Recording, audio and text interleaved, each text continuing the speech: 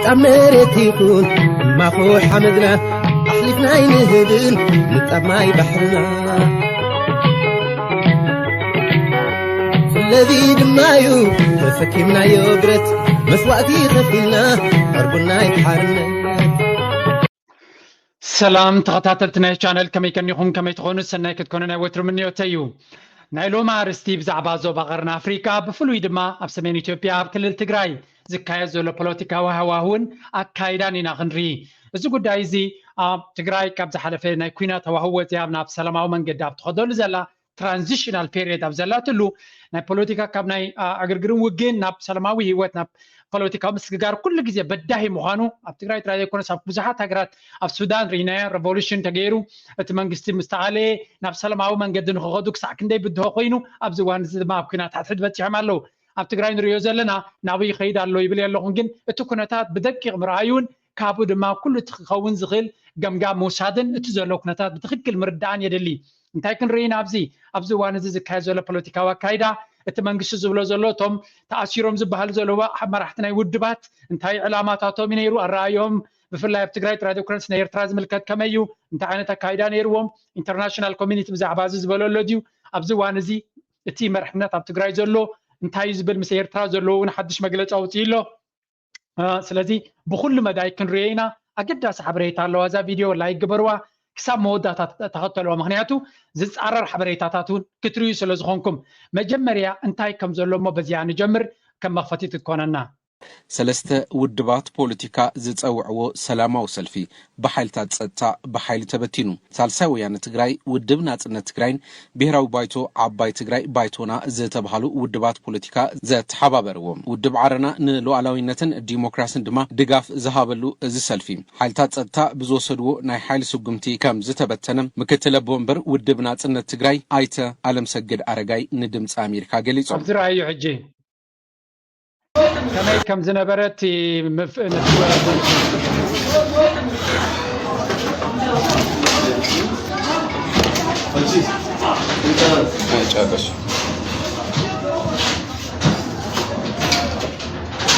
بقولت كم زنبرة بزوح تاتا سلمتاي كم زجيرو نمنتاي كم سقمت توسيدو نتاي سلازوق دليو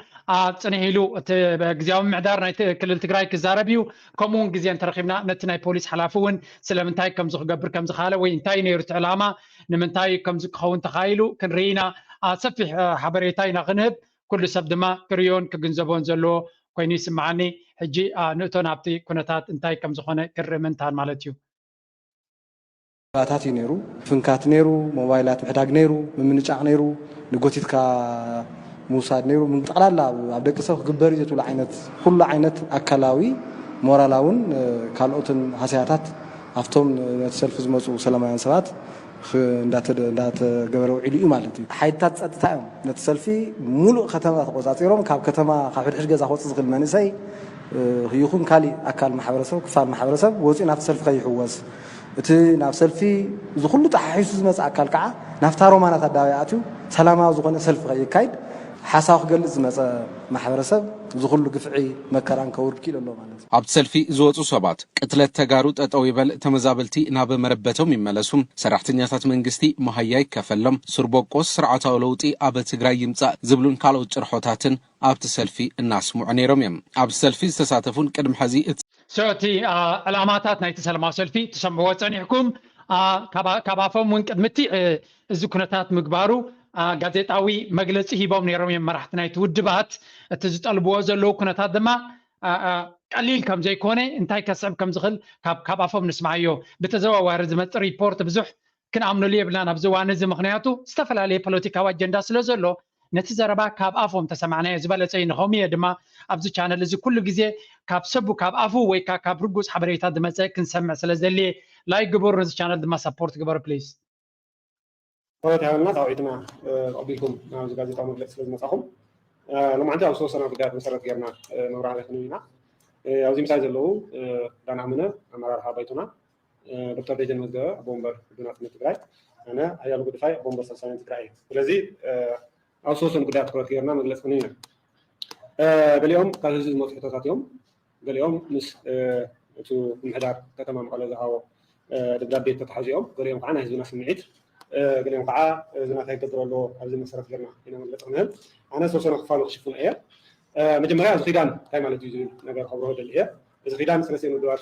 مسرطان تلوها سو تكيدان زبعض زلون تايم على تيجي كوليشن استفل عليه علامات زنبرم حبراو كل علاماتهم أب حد صلال أمبيرهم بحد كسرهم سلزي زياتهم سلوا كلهم سلزي غير أبوليتيكا نيتعدي سقات كون خمس خلو مجنزاب يدلي هجي نسمع تاكم زبلو تግራይ መሰረታዊ ናይ ስርዓት ለውጢ ንምንተዓሊመን እየን መሰረታዊ ናይ ስርዓት ለውጢ ዝበሃል እንከሎ እቲ ዘሎ ስርዓት ብኸይዲ ረብሓን ጥቕምን ትግራይ ስለ ዘይረጋግፅ ቀየረሉ ኢልና ኢና ንኣምን እቲ ኸይዲ ሰላማዊ ናይ ዓመት ካብ ኢትዮጵያ ጌርና ዘለና ሰላማዊ ሰልፊ ኢና ፀዊዕና ዘለና ስለዚ እዙና በዚ ክርደአልና ኢና ንደሊ ብዝተፈላለዩ ኣካላት ናይ ዓመት ጌርካ ንሳቶም ዝፅውዕዎ ዘለው ሱር በተኻዊ ወይ ከዓ መሰረታዊ ለውጢ እዚ ማለት ከዓ መሰረታዊ ለውጢ ማለት እቲ ኣብ መርሕነት ዝነዊሕ እዋን ዝፀንሐ ኣብ ክልል ትግራይ ይኹን ኣብ ኢትዮጵያ ህወሓት ሕጂ እውን ኣብቲ ናይ ግዝያዊ መንግስቲ ትግራይ ብዝተፈላለየ መንገዲ ዝበዝሐ መናብር ሒዙ ዘሎ ከም ምዃኑ ዝንገረሉ ንሱ ተኣልዩ ነቶም ካልኦት ውድባት መድረክ ንክኸፍትን ዕድል ንክህብን ጠቕላላ ተኣልዩ ሓድሽ መድረክ ንክኸፍቱ ዝፅውዑ ዘለው እዮም ስለዚ ብርግፅ በቲ ዘሎ ኣመራርሓ بصبوق حنقفات تباهيلهم تقبلنا تكرهبو خمزة يكلو كنتسرالنا يخل زوم ودبات زياتهم علامهم بفلاي نبي إرتراز أمبتن تايز بس نتيلنا نشتي كباتاتهم كسمعكم ناي كلاتهم كاي كونن ناي كلتات ليس كسمعكم زي مثلنا حد نابنا هذا تجري إثيوبيا ناي تجارخ جبرة أي خلل عقم يقول على تويلكي 10 مليون زي ما اللي هذي 100 لعل 100 مليون زلوا إثيوبيا مو بزح زي قعدو نجار زلنا ناي تجار هاجر كنجبر عين خيله أنا زردني إرترا حد أنت سوري زياني شيء تقولكم سمعوا زردني إرترا قلنا ناي تجار هاجر كنت خيله شو زياري يخمر لهم تعلمان تاي كم زمثل ناي تكالد ما كان رينا حجي مبرك كله أنا because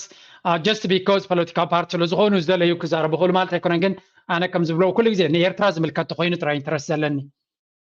حد أنت ولا خساق قالوا زيك على تقرأنا تكتسق خليه تقرأنا تكتسق خلو يرتراونا ترازوان استرف مغنياتو صوت صواي يرتراونا أب إرترا تقرأنا تلاقي نالباش هذي تقرأنا أنصار إرتراونا ك زبلة تحسسوا ويت تأمطلقة أنصح حساب كم ريخا أب إرتراونس تقرأنا تلهم أب تقرأنا تلهم سازي زم كل تقرأنا تزيهم ديوم توم كعنبوز دولي زلومو توم بطاليانن بقلع عرب هاجراتن استصرفوا مننتات زلو قنص ديو كمالة دخردو وهذي أب إرترا حقا تقرأنا عليه شو تريهم مالهم تماجلتي نغات الحجي انتهي مخانة بوليتيكا قوام حجي بملهم دما أب حادث صلال ويكيدان متي مالو كنبل كلنا تمساسال مرقتي اللوم كنمل مالت فللي كلهم خليو سلست يوم امتيهم نيري اب channel كيتكم راي وملو تحسناتهم كان يسأل كنت الله زي فترة تقاعد يو سلامة سلفي سلامة يو حداو ونمخانو إذا نخلت ندلينا أو زغيدي إذا بوليتيكا ودرات مثلا إذا سلامة سلفي ندرات مرحة دبائل دليت اللون دلون ندون اللون زخفلوا ممكن كفلنا هم بوليتيكا ودرات إحنا أولادنا حول عليك شوحتي أو بداية صرحوا نمرحي هيونا لنا بحاب الترجن ذو صهولي كاو إذا السلفي عم تبغض بهالدورة مسي هنا ذلو أو قطارات أو كتمات احتفال علينا ميديا بلاتفورمات صبوا دليتنا سلمة وسلفي رينا لنا لازم السلفي نريحيت الغير كهونس هم تجزنا دولة ذلو هم تجزنا كاتي موضوع كل ما جاوا تجمعات مقرميت من كتهم ذلنا تجاي حرام مدبر مسألة قوي دليت مخانو ترى دانا له قدام أو سلفي ذكرهم ذلهم ذكرهم على وصف اللي راح هذا اللهم أو بداية ناس رعت تكمل تزخنو ناس سلفي قوم وقولهم كل جزء جزائي لوتي عيد قفل سلاموي لوتي في اللي عيد قفل سلازي بسفلا لأكلات one thing very clear كونكم زيوم سبازياتهم I have absolutely no problem لو تنكحتوا بعدهم ديمقراطياوي منجدي ويكا لو تناي بوليتيكاوي حيلين كداليو تريوم لهم بتزامدي من سيات يوم زياتهم ويكا اب كل ما كان عندنا عش من سيات يوم سلازي كم جورجيا كم جلسب كزارب كله مرحنات ناي تግራይ بخمس يوم عينت من سيات ابي اعتراض لهم الرداد يكون بوليتيكاوي اجندا I don't agree سترونغلي أنصار تطو زبل أقوام لنا ويكا أنصار مرجع لنا مهنياتو قداي عدخا هاي جبركا قداي ناجي وربيت زيد اللي بوليتيكا حشوي زعتو وزلو نهزو تجراي تكم نهزو بيرتراي تكم نقول بتنا دماي حجزني نعتير دي تزي أبتوش تعدز حتى وزلو جن برجع أبغى ما لو تيد ليو تلجز أي حيل ويكا بنوع نويح وانا في سلطان سن هذا ما لو تأي فكرني زخون يخون لو تدما تسابع أيو يوم زبلو زلو هجينيش شيء مدرك بامي انتاي قبل ملتك عم منقصني يروح خن سمينا بخالوت وجنات كنتاي بحلالو. بعد ما زون جواز وعاو زلو شماشمات تجادوا يوم زنا على 3 عام زين بوليتيكا ودوار زفتوا مو بيراو قد لي فوت أيو سلزي حتى ذاتنا مساراتاوي بيراوي نايلو حتى يوم وزم حتى يوم تمال زنورو لو من وصيهم تزيقينه تعتو دما جين بهراو لوتي بهراو لوت مالت نتا تግራይ ብናይ ብሄር ዓይነት ናጽነታ ክትረክብ ወይ ሃገር ክትረክብ ምስ አንተ በነ ብዛዕባ ኤርትራ ደስማዓኩም ዝነበርኩ ኤርትራ ዶ አካልናዶ ተጋሩ ናብ ክልቲዶ ኣብትን ዶ ዝብሎ ፀንሑ ምስትናቶም ኣካይዳ ናይ ፖለቲካ ኣብኡ ዝሰሓዕ ምዃኑ ኣብኡ ዝኣቱ ምዃኑ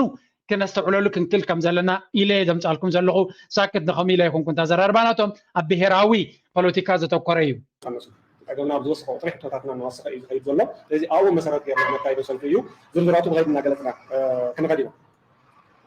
عمود أدخلوا بدلي أولادنا أو العالم صار تعرف لا كمان خلص راح ندير يوم حتى أنا غيرهم قلتوا إذا سرحنا نقلت بدلي أنا أني لي تعرفنا أخويكم لو ما عندي إرادة يوثقكم جد تظلتكم جزء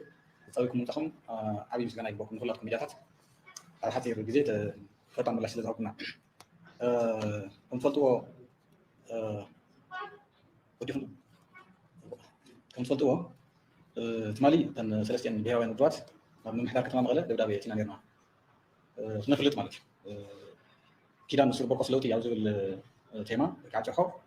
باقي من ثلاثة أو رمانة الدواوي سلام وصل فيكم نكايد من محدار كتمان مغلى دبدا بيتنا كينا أفريقنا ثم محدار تمالي ملسي هو نايد نمية تطور تزاقي هم صلتوا تستوها ملسي سلسلة نودوات زو كده نتحاوز النودوات مخيرنا لين نا تي من حدث هوا ملسي زي حاجة من مستوى هذي تقاعد تخفل له كبار ولا زيرو زبازها تزغروا مهنية تقول زي تكلم يعني أفترض داوي خمسة رقمه سلام وصل فيه بعض خمسة وقلي صب نجركن أو حبيتي هاي من طبع حالات أو درو أو لا مثل زخنة هاي فكرني حتى يوصل ملسي ذهبوا ملسي هاي فكرني ثم حدار زخنة من مستوى أكل هاي فكرنا هاي متكلم مسلي بقولاتنا هم إحنا صغير كسب زي تغيرت حاجة من ملسي كنا خلنا لا خلنا سلام وصل في نايمكيات على ملها مسلي نايدك صارت مسلي كاب حدا هاجر نعربي يونيفرسال رايت كلاي بنايت بحاجه من السجون بنايت رايت حاجه من السجون سلام وصل في مكيات مول مسلي اذا تراجع حلتي مصاد فيدي ثم محضر احنا ضفلتنا يخفق لنا زي كنا مسل مخانو حاجه من السجون مسل مخان فوليتوس على من دلاو هاجر تم نسخ جورز بقى شفان لجبرينا رايت نمبر فوق لنا يكون مفقاز بهال ما يكون مش وجوات فقينا لنا كل نجار بنقول صار زي العمل زلزلهم مفقد زي مفقد من فوتوسات كل تعرف ويفضل له وي زي فضل له زينتي بعلم زطوا حاجه من سون زفرسي بعلم زطوا حاجه من صخوريكا سلازي نحن سلسينا بهران ودبات كده نصر بقص لوتينا سلام وصف سوينا زلنا تسينا عندنا قول هزنا فريتو ابتي ثلاث اقوم من ثلاثه او رمانه الدواي خفت له زي حرف سمر زلوي كلاي هيمنه توب حالات سلازخونه زبلون عباره من تقريبا سو زياتر يوالهم تا زرارباناتو مالتيو بحقنا يتهاجر يقوم بتنا فدرالاوي يقوم بتنا كلل تطو كبلهم زخل حيلك هم زي نبره سلامنتاي دايو اتغزياو منغسنا يتግራይ تطو كبلهم كيلو انتاي سنه مغوت سلو زنبرو ينزبل اجين ጌታቸው ረዳ ብዛዕባ እዚ መግለፂ ኣብ ዝሃቦስ ከንስማዕዮ እንታይ እቲ ኤክስኪውዝ ወይ ቀድመ ኩነት ወይ ከም ምጉት ዝተጠቀሙሉ ሳቶም እስከንስማዕዮ ንኩሉ ክንሰምዕ ኣብ ፍርዲ ከይጎየና ክኸውን ስለ ዝደልየ ኣብ ናይ ህዝቢ ትግራይ ታሪክ ዝኾነ ሕወሓት this is not ሓንሳብ ኣብዚ I think እዚኣ እንተኮይና I hope ረኽባኸው ትግራይ ንፅባሕ ሰልፊ ከም ፀውዓ ይፈልጥ እየ ሓንቲ ኣብዚኣ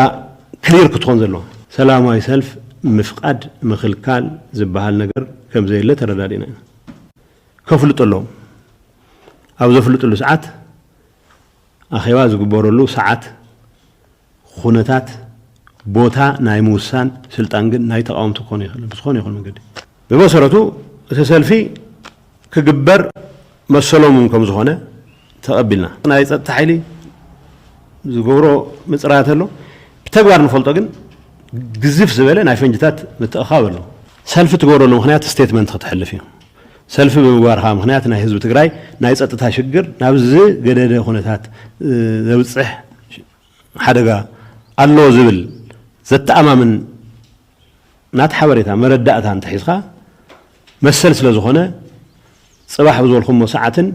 ኣብ ዝበልኩም መን 3 መዓልትን ግበርዎን ኢልካ ምፍቃድ ማይ هذا height of responsibility ብዛዕባ ምፍቃድ ምክልኻል ተገይሩ ክወሰድ የብሉን ቦታ ፀጥታ ብዝሐሸ መንገዲ ክነረጋግፅ በዘኽእለና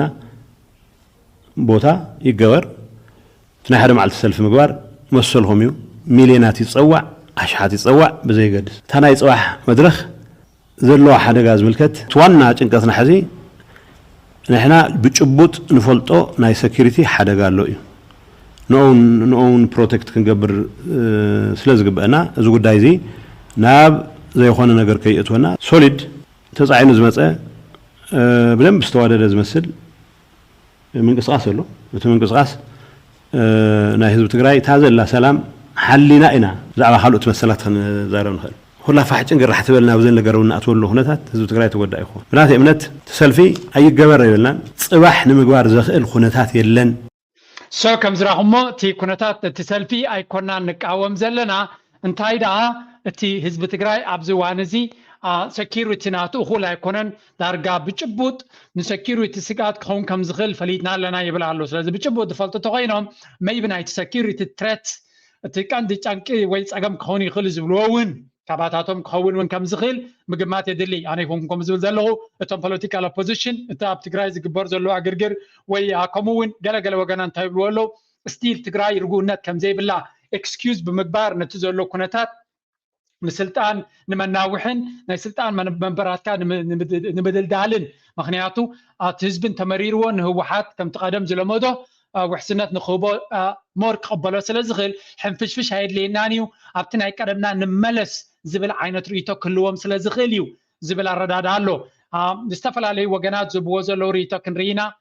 ድሕሪ ተመሊሰ ድሕሪ ቁርብትለይ ብዛዕባ ናይ ኤርትራ ዝበሎ ኩነታት ክንዛረብ ኢና that's very very important እዚኣ እስከዚኣ ንረሞ ድሕሪኡ ናብ ናይ ኤርትራ ክምለስ ኢና ብወገን ደገ ዘለዉ ዲያስፖራ ዘለዉ ተጋሩ እዚ ኩነታት እዚ ከመይ ይረአ ኣሎ ከም እርማት ክገብሩሎም ከም ዝግባእ ፀዊዕና ነርና ሕዚ መንግስቲ ያው ነዞም መራሕቲ ውድባት ፖለቲካ ኣሲሩ ኣሎ ብቶም ተቃዋምቲ ከይትመፅእ ንፈርሓ ነገር መንግስቲ ዝተግባር እዚ ብምውሳዱ ናብዚ ከይዲ እዚ ከምርሕ ይኽእል እዩ ዝብል ስጋኣት ስለ ዘለኒ እዩ እቲ ከይዲ ጌጋ እዩ ቀልጢፎም እውን ክፍትሑ ኣለዎም ከምኡውን ክኹነን ኣለዎ እቲ ማእሰርቲ ናይ መራሕቲ ናይ ውድባት ፖለቲካ እዚ ብጣዕሚ ወሳኒ እዩ ኢለ እየ ዝወስድ ሰላማዊ ሰልፊ ምፍቃድ ዝምልከት ኣይተ ጌታቸው ረዳ ብግልፂ ኣቐሚጥዎ እዩ ፍቃድ ዘድልዮ ነገር ኣይኮነን ኖቲፊኬሽን ኢኻ ትህብ ኣፍልጦ ክረክብ ምእንታን ናይ ምፍላጥ ስራሕኻ ትሰርሕ መንግስቲ ከም ምላሽ ዝሃቦ እንታይ እዩ እቲ ምምሕዳር ናይ ከተማ መቐለ ኣብቲ እዋን ንሱ በዓሉን እዋን ስለ ዝኾነ እኹል ዝኾነ ናይ ፀጥታ ቀረበይ ክህልወናን ዝብል እዚኣ ግን ትማሊ ፈሪሳ እያ ረኺብና እያ መንግስቲ ንነገራት ክቆፃፀር ዝመደቦ ሓይሊ ፀጥታ ትማሊ ከተማ መቐለ ዳርጋ ብፈተሻን ብክስታይን ኣቕላፅዕዋ እዩ ነይሩ ማለት እዩ ስለዚ ዘርእየካ እንታይ እዩ እቲ መንግስቲ ከምኡ ንዑ ዝመርሖ ዘሎ ገዛኢ ውድብ ኣብ ትግራይ እቲ መሰረታዊ ዝኾነ ናይ ንዜጋታት ክወሃብ ዝግብኦ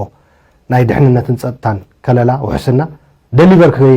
ከይገበሩ ፀኒሖም ኢንፋክት ናብ ሰልፊ እዚ ካብ ዝወስዱ ዘለዎ ሓደ ምክንያታት ብህዝቢ እውን ጠለብ ህዝቢ ኮይኑ ወይ ጥርዓን ናይ ህዝቢ ኮይኑ ዝቐርብ ዘሎ እዚ ጉዳይ ናይ ፀጥታን ድሕንነትን ጉዳይ እዩ ስለዚ ናይ ፀጥታን ድሕንነትን ጉዳይ ደሊቨር ክገብሩ ከይከኣሉ ፀኒሖም ህዝቢ ንጥቕዓት ንኽትራን ንዓመፅ ንመቕተልቲ ንመውቃዕቲ ኣጋሊፆምዎ ፀኒሖም ኦሎፍ ሰደን ግን ትማሊ መቐለ ዳርጋ ፅፉፍ ዝኾነ ናይ ፀጥታ ዋላ ምስቲ ገልታዕታዕን ፈተሻን ከም ዘሎ ኮይኑ ቁልጡፍ ዝኾነ ናይ ፀጥታ ኣገልግሎት ዝሃብሉ ኩነታት እዩ ዘሎ እቲ ናይ ፀጥታ ኣገልግሎት ፅቡቅ ይድለ እዩ ኩሉ ግዜ እውን ህዝቢ ክረክብ ኣለዎ ሓደ መንግስቲ ኣሎ ኢልካ ክትግምግሞ ካብ ዘኽእሉካ መሰረታውያን ነገራት ንናይ ህዝቢ ዝህቦ ናይ ሓለዋን ናይ ፀጥታን ስራሕ እዩ ዋና ነገር ዳርጋ ናይ 24/7 ስርሑ ማለት እዩ ፉል ታይም ስርሑ ናይ ሓደ መንግስቲ ዜጋታት ብሰላም ድሕነቶም ፀጥቶም ተሓሊሎም ክነብሩ ምግባር እዩ ብኣምሆይ ሓደ ስርቀ ልዕልና ነርና ኣብነት ሕዚ ሶሪኹም ማይኹም ትኩነታት ኣብቲ ኖርማል ግዜ ኣብ ክልል ትግራይ ብተደጋጋሚ ካብ ዝተፈላለዩ ወገናት ዝስማዕ ዘሎ ፀጥታ ናይቲ ህዝቢ ርግኣት ናይቲ ህዝቢ ከምኡውን ውሕስነት ናይቲ ህዝቢ ሴኪሪቲ ናይቲ ህዝቢ ብትክክል ይስርሕ ከም ዘየሎ ብዙሕ ስርቅን ብዙሕ ዓመፅን ብዙሕ ሕማቅ ነገራትን ከም ዘሎ ይዝረብ ኣሎ ትማሊ ግን ይብል ኣሎ ብትክክል እቲ መንግስቲ ነቲ ኖርማል ነገር ኣብቲ ኖርማል ግዜ ክሰርሖ ዘይከኣለ ኣብዚ ሕጂ ሰላማዊ ሰልፊ ክካየድ ስለ ዝኽእል ንዑን ምዕጋድ ግን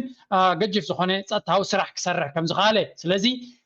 ብኻልእ ግምጣል ተሪኻዮ እቲ ኩነታት እቲ ዕግርግር ንክህሉ መደብ ከም ዘሎ እቲ ህዝቢ ምስ መረሮ ነቲ ዘሎ ስርዓት ነቲ ዝነበረ ስርዓት ይመለሰልና ንኽብል ዝጥቀምሉ ታክቲክ ክኸውን ከም ዝኽእል ኣብ ጎቦ ጠቂስዋ ፀኒሑ ብትክክል ግን ኣነ ከብርሃልኩም እቲ ዕላማ እዚ ኣብ ፖለቲካዊ ኣካይዳ ኩሉ ግዜ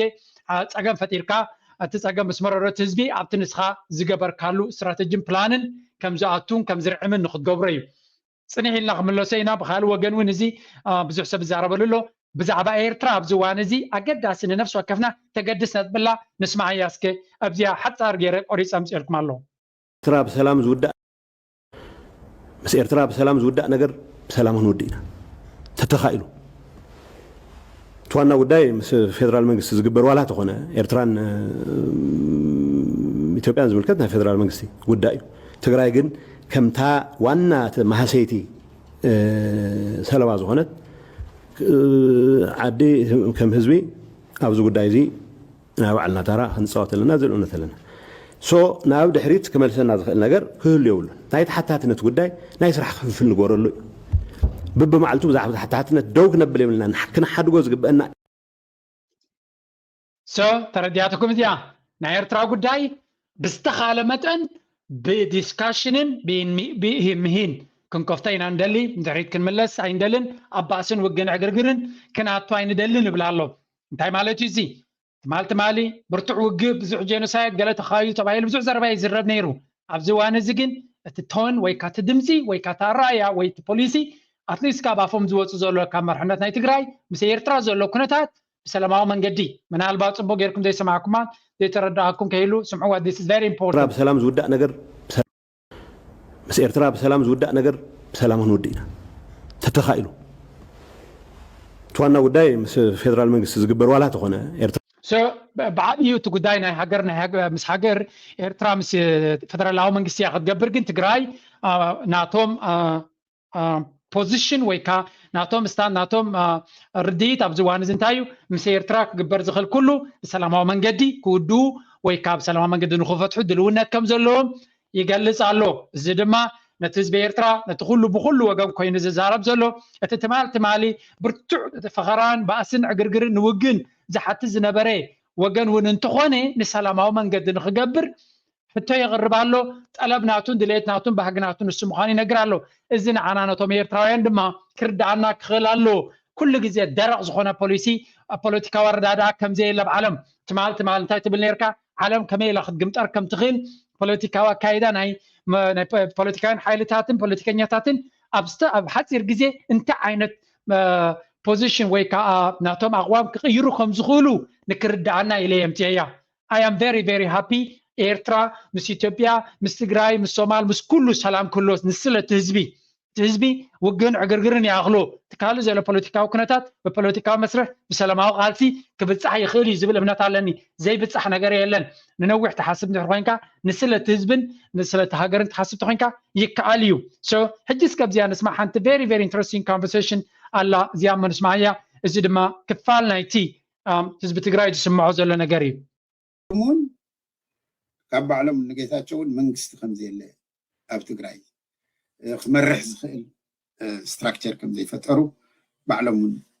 ተዛሪቡ ጌታቸውን ተኣሚኑሉ እዩ እዚ ነገር እዚ ስለዚ እንታይ እዩ ግመል ሰሪቕካ ክትጉንባሕ ኣይትኽእልን ኢኻ ከምኡ ስለ ዝኾነ أفلت أيوة من يوم زي كونس مسارح خون يو شيء ميز ولا منقست بتفكل كم زي صنع منقست كم زي لكن أتيوم أوازن اللون فليتم يوم حجي كما تبعي لا يا مني الوان تزيلك بقى أما قال ستان مقمت حلو زي خجبر زي كاله أبي له منقست كم زي له أوريدي تأمامينا ميم بعلم أنت أمامينا مثلا بساعة اوكي ما دحان تقبري خان اول قايتسي انت قبري مرحنا منكستا مرحنا زي اللي زيك سرق انت قبري خاص خاي بسر تحسبك يوم مالتي تمريت ناي تقرا يخولو له يخا ايكون انت زولون كما كمنمول سبع لنا نفلتين بعلوان ونا بحقي ناي محرا إليت ناي محرا نفتنيا قال ما يكون يلا ناي محرا حبيلو يا أنا جن كم والكسب مالتي كم فتاوي تجراي تاريخها وصحتي ونتحدى حجي واحد نغير محضرو فيدرالي محضرو تباهيلو وابز حجي وان قال صعبينات كل وزخ اللي مثلني توانا خبر زلو حجي نابتناي يحمق يتسبق نابتناي تجراي جزاو مستقاقري منقستي كركب نيرو قاود حراي اتي كم حايش دلو مستحفشاوي ناي تجراي من محضر كم حايش خيلي نابنت كم مثلو للغا مرجع خبر اللو تسرعت كرير اللو بوليتيكاوي بايتا سفح له وتولد لها او سفح الجزيد حق سايكول ابزي رايو دي دزارب جلو جيجا يقلا لي شموي فلتوني غير تراوي مثلني جن مستي تحت دلخا تقراوايو نسو زلو رديت اب حوحاتن ازي تراوي ويز تيدي بريس بحال زلو رديت اب حوحاتن رايو حجاب زي كتقدلكم يا ازي دمايو اب ابزنا ኤርትራውያን ጉዳይ ዓብ ፀገም ኮይኑ ዘሎ ኣብቲ ተቃዋምቲ ዝበሃል ዓብ ፀገም ኣብዘይ ጉዳይ ካ ፍላስፋ ክትከውን ንፍታን ስምዑ ሕጂ ውን ምኻለ እምበር እዚ ናይ ስርዓት ከይቀየርኩም ኣብቲ ናይ ፌደራል ምምሕዳር ክኸውን ኣለዎ ኢልካ ቀዳም ክሳይ ምግባር ግን ብዓንድ ርእስነት ናይ ፕሪቶሪያ ስምዑን ምፍራስ ኮይኑ ይመስለኒ ምክንያቱ ሕወሓት ቴድሮስ ሰሊጥ ምስ ሓዘን እንደገና ካሊእ ስልጣን ምስ ሓዘ ምስ ወረረ بدحري خالي مسألة دي خاب بدحري سرعة محياش تقبر نصو ناي سو تهزبي مشي 5 دولار لخص ما وصل في قبر له خالي قبر له بخم سلمى بزخونه من قد يختم صوت خدي ابتدنا مع اكلاي من قسم مقيارات تغيركات هي كللات مو تزواتات بوقتهم صون مخاله جن مس فيدرال يصنع فيدرال حشونا خاب حوحات مبال جن اي ثينك ذيس از فيري تاريخاوي جودلتي يترى لاني بزخونه جن ضحان انت كتقبر شيء انت هتقبر حجي نقرا النسكي اب تقراي مسدلو اتليست يحشي يوم مسبالو حيلي من الوقت تفتح ارمي كور زلو بس تحاويو نتنايت خباب صدق نحلو دي تصنح زلو منكست زيلس هو حتى لازم فكر كان سخا هو حتى يقعد هو حد لا يفكرهم كون انا نتي حزب تقراي كله بسرعه انا حوحات كده اي ثينك تشكت ان هذا اللي خوين نسمع رايوا تزربا زي خان نوح وان صقم كوينا زلا سمعوا حجي تيدروس إرتراودي تقراوي أيفلتين أبزا وانزيا سوري أزي كونسل خيبكم جن نهو حتى ديفند قبر زفتن زلو راي وانتاي كل ويم تم تجارو وانا عايخون كون أنا شكتني انت ذاك هذا اللي خمسة لك حزب تقراي سقاب حجي بفتاودي بزي فتاوز وكونا منقص له مالت سبيتي ده منقص زلو تقراي أنا حجي كون تقراي دمرت أخا خبر مثلا جبوا على مثلني مع داس سايت هذا حس حزب تقراي أي مرة 30 عام تمريض عيبل تمريض عيفلت أب كل تشح مرجع تخيلني يربز تشح عسران مالت مرجع سجبر السنة أبي أحمد vote of protest ينيرون أبي أحمد vote of protest يمر أي تمريض عن كم حدر أي تمريض عني بزخونة حزبي نعوق خونا زخيل المريحنة على لو وسقع حجي بحجي غير خيل خووني سقام يقولون قلت هذا أبي له تدرس سكن قرني أبي له حجي نقرني تم تقاومت نابيل يوم دمر كنت زلوا تم تقاومت كاني من محدار كم زلوا أمينهم كويم سلام وصل في نقبرينا يوم تم تقاومت من محدار كل يوم سلف تقول له هو حت مري ما نستوى مرحنات كي يقولنا كم زي غيرو يلوم يوم تحتات كل شيء من الكتب هو حت كم من قست قيل طبعا اي ثينك ابزي كون كساخينا بالسرات حواي مالتايد لك هذا الاخو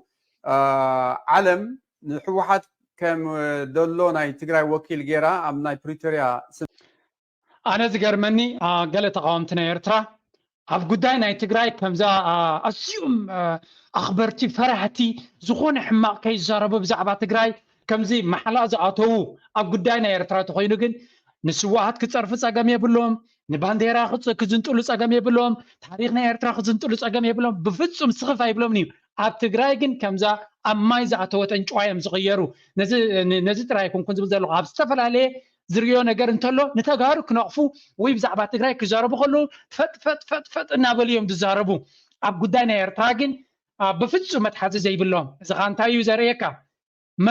ንመን ዝያዳ ክብሪ ከም ዝቡ የርእየካ ማለት እዩ ተራ ሰብ ክዕዘቦም ከሎ እዚ ዋላ ሓንቲ ፍሉይ ናይ ሳይንስ ክእለት ወይ ናይ ምስትውዓል ክእለት ኣየድልየካን እዩ እቲ ዘለዎም ፍርሂ ናይ ዘረባ ምስትውዓል ናይ ቃላት ኣብ ትግራይ ባእሲ ንኸይፍጠር ብዛዕባ ትግራይ ዝገብርዎ ጥንቃቐ ፍልይ ዝበለ እዩ ንትግራይ እንተነቒፍካ ከም ነብሪ ተወርዊሮም እዮም ዝመፁኻ ንኤርትራ ግን ዝበልካ እንተበልካ ዋላ ሓንቲ ንኤርትራ ንእሽተይ ነገር ናይ ኤርትራ ፅቡቕ ተተዛሪብካ ንስኻ ነታ ኤርትራ ከም ዘቃፀልካያ እዮም ዝቆፅሩ ስለዚ ኣረኣያናቶም ንፁር እዩ ኣብዚ እዋን እዚ ንነዊሕ እዋን ይዕዘቦም ስለ ዝኾንኩ ስምዑ ሕጂ እውን እዚ ትግራዋይ ከመይ ገይርኩም ልሰሊ መዓት ኣትያ ሕጂ ሕወሓት ፈቲና ፀሊና ኣነ ተፈትየዮ ፀልየዮ ስኻ ፈቲኻ ፀሊኻዮ ኣሎ ይብቲ ሃገር ኣብቲ ሃገር ጥራይ ዘይኮነስ ከም ዝረኣኸ ብልዕሊ